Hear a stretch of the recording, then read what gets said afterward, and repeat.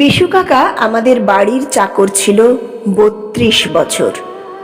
বাবা বলেছিল বিশু আমাদের চাকর নয়, আমাদের বাড়ির মেম্বার।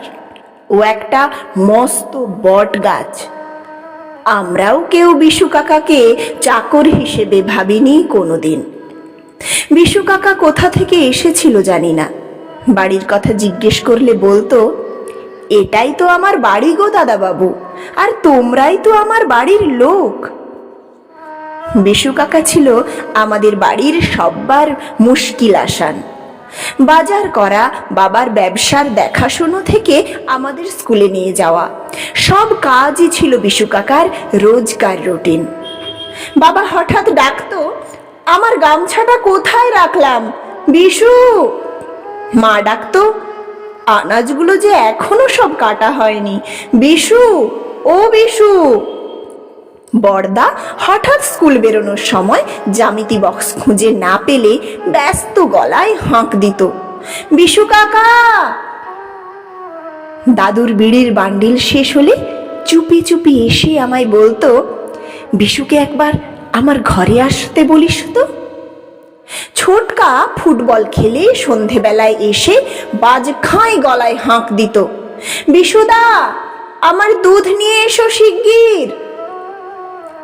হঠাৎ শীত আসার রাতে মা এসে বলতো, ও বিশু, চুটকির জ্বরটা ভীষণ বেড়ে গেছে রে, জলপটি দিতে হবে, আয় না বাবা। ছোট ভাই ভানু চৈত্র সংক্রান্তির দিন বিশু কাকাকে আদুরে গলায় ডেকে বলতো, এবারও চড়ক দেখাতে নিয়ে যাবে তো বিশু কাকা, ও বিশু কাকা। বিশু কাকার কাছে এ পরিবারের সব ডাকই ছিল ভগবানের ডাকের মতো।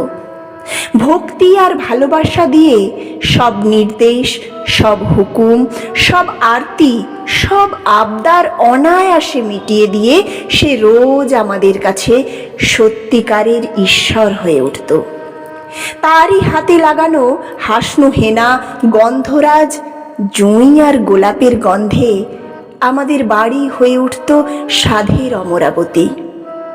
এ বাড়ির প্রতিটি চৌকাঠ, মেঝে, টেবিল, বিছানা তারই ভালোবাসার ছোঁয়ায় ঝকঝকে হয়ে উঠত রোজ।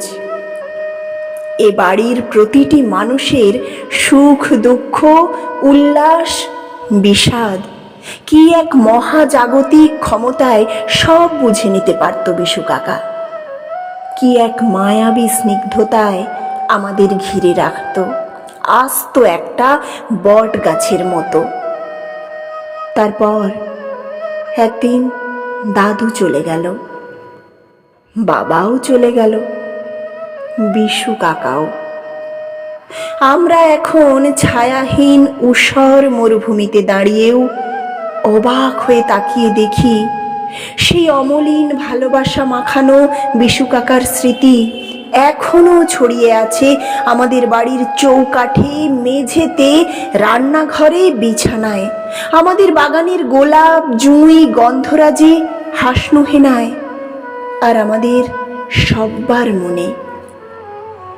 বিশু কাকা আমাদের বাড়ির চাকর ছিল না কোনোদিন, সে ছিল আস্ত একটা বট গাছ, শান্ত, স্নিগ্ধ, সৌম্য, দয়াময় ঈশ্বরের মতো।